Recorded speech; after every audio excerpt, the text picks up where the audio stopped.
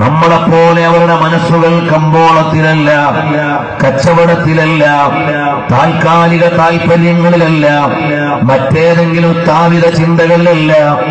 അവരെപ്പോഴുമുള്ള ചിന്ത അല്ലാഹുമായി ബന്ധപ്പെട്ട ചിന്തകളാണ്, പടച്ചവനെ കുറിച്ചുള്ള വിചാരങ്ങളാണ്.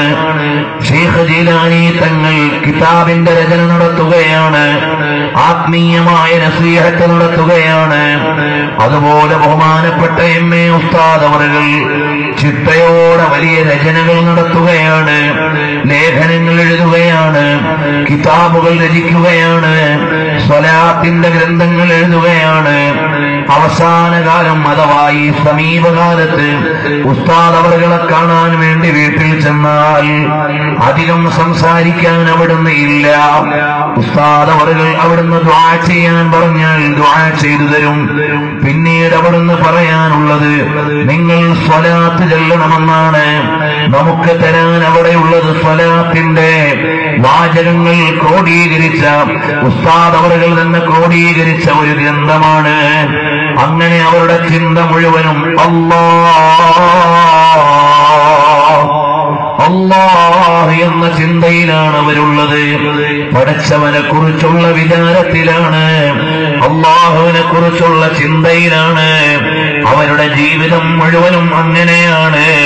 ബഹുമാനപ്പെട്ട അബ്ദുൽ ഖാദർ ഉസ്താദ് അവറുകൾ എന്ന് പറയുമ്പോൾ ശൈഖ് അബ്ദുൽ ഖാദർ ജീലാനി തങ്ങളെയാണ് നമ്മളിവിടെ പറഞ്ഞു വരുന്നത്. രണ്ടുപേരുടെയും പേര് ഒന്ന് തന്നെയാണ്. ബഹുമാനപ്പെട്ട ജീലാനി തങ്ങൾ പറയുന്നത്, അല്ലയോ മോനെ, ജമീഉ അഅ്ളാഇ തുലിമുനി ഇല്ലാ ഖൽബി,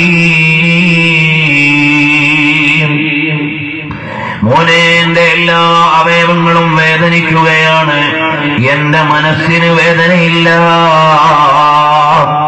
കാരണം സ്വാലിഹീങ്ങൾ മരണപ്പെടുന്ന സമയത്ത് അവർക്ക് വേണ്ടി കരയാൻ ഇവിടെ ഒരുപാട് നല്ല വസ്തുക്കളുണ്ട്.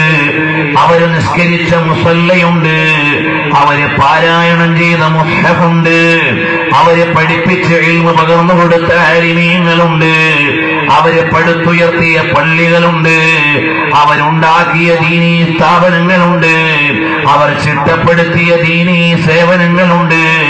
അതെല്ലാം മഹാന്മാരുടെ വഫാത്തിന്റെ സമയത്ത് ഇവിടെ ബാക്കിയുള്ളതാണ്.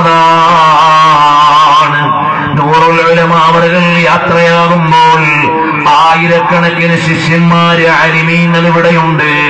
അതുപോലെ തന്നെ വിപുലമായ ജാമിഅ സഅദിയ അടക്കമുള്ള വലിയ ദീനീ സ്ഥാപനങ്ങൾ, ഖുർആൻ പഠിക്കാനും ശരീഅത്ത് പഠിക്കാനും ദീനീ വിദ്യാഭ്യാസം പകർന്നെടുക്കാനുമുള്ള വലിയ സ്ഥാപനമാണ് നമ്മുടെ കേരളത്തിലെ മർക്കസ് അടക്കമുള്ള സ്ഥാപനങ്ങളുടെ ഉമ്മുൽ മദാരിസ് എന്നറിയപ്പെടുന്ന ജാമിഅ സഅദിയ. അത് മഹാനവറുകൾ ജീവിച്ചതിന്റെ തെളിവാണ്, മഹാനവറുകളുടെ ശിഷ്യന്മാർ അതിനുള്ള തെളിവാണ്. അവിടുന്ന് എഴുതിയ നല്ല കിതാബുകൾ അവിടുന്ന് ജീവിച്ചതിന്റെ തെളിവാണ്. അവിടുന്ന് പണിതുയർത്തിയ പള്ളികൾ മഹാനവറുകൾക്ക് വേണ്ടി കരയാനും ശഫാഅത്ത് ചെയ്യാനുമുള്ള സാക്ഷ്യങ്ങളാണ്. അതുകൊണ്ട് അവരുടെ കൽബിന് വേദനയില്ല. കാരണം ഒരാള് മരിക്കുമ്പോൾ അയാൾ നിസ്കരിച്ച മുസല്ല കരയുകയാണ്, അയാൾക്ക് അനുകൂലമായി അഥവാ ശിപാർശ പോലെ കരയുകയാണ്. അയാൾ ഓതിയ മുസ്ഹഫ് അയാൾക്ക് അനുകൂലമായി കരയുകയാണ്. ഞങ്ങൾ ഇതെല്ലാം പറയുമ്പോഴും ഞങ്ങളുടെ നേതാക്കൾ അതാ ഞങ്ങൾക്ക് വലിയ മാർഗദർശികളാണ്. അവരുടെ എല്ലാം പാരത്രിക പദവികൾ നീ ഉയർത്തണേ റഹ്മാനേ. ജീവിതകാലം മുഴുവനും ഇൽമിന്റെയും നമ്മുടെ നാടുകളിൽ മദ്രസകൾ ഉണ്ടാകാനുള്ള കാരണം ഉസ്താദ് അവറുകൾ അധ്വാനിച്ചു നടന്ന് അത്തരം ഒരു പ്രസ്ഥാനത്തെ രൂപപ്പെടുത്തിയെടുത്തതാണ്. കേരളത്തിൽ മദ്രസ പ്രസ്ഥാനം തുടങ്ങിയത് ഉസ്താദ് അവറുകളുടെ ചിന്തയിൽ നിന്ന് അവിടുത്തെ നേതൃത്വത്തിൽ രൂപപ്പെട്ടതാണ്. ഇന്ന് വരെയും എന്ന് നമുക്ക് പറയാം അവരെ ഇൽമ കൊണ്ട് തന്നെ ജോലിയായിരുന്നവരാണ്. അല്ലാഹു അവിടുത്തെ പദവികൾ ഒരുപാട് ഉയർത്തിക്കൊടുക്കുമാറാകട്ടെ.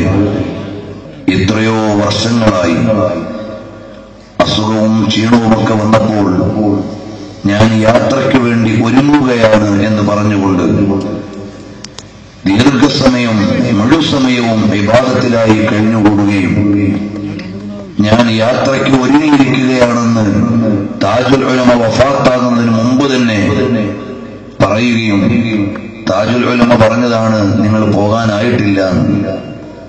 ആ ഒരു കരുത്തിലും ആരോഗ്യത്തിലും ഖാദിരിയ തരീഖത്തിന്റെ നാം പറഞ്ഞു വരുന്ന ശൈഖ് അബ്ദുൽ ഖാദിർ ജീലാനി തങ്ങളുടെ തരീഖത്തിന്റെ മാർഗത്തിൽ ആത്മീയ ശിക്ഷണം ലഭിച്ച് ജീവിച്ചുകൊണ്ടിരിക്കുന്ന വലിയ മഹാനായിരുന്നു ബഹുമാനപ്പെട്ട നൂറുൽ ഉലമ ഉസ്താദ് അവർകൾ.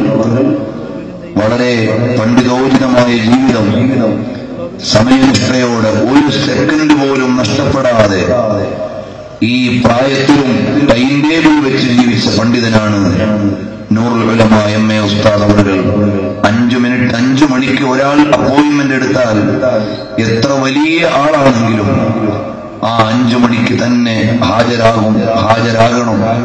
ഉസ്താദ് അന്ന് അതിനുവേണ്ടി എഴുതി വെച്ച സമയം കഴിഞ്ഞാൽ പിന്നെ പോയിട്ടും നിന്നിട്ടും കാര്യമില്ലാത്ത വിധം ചിട്ടയോടെ ജീവിച്ചവർ.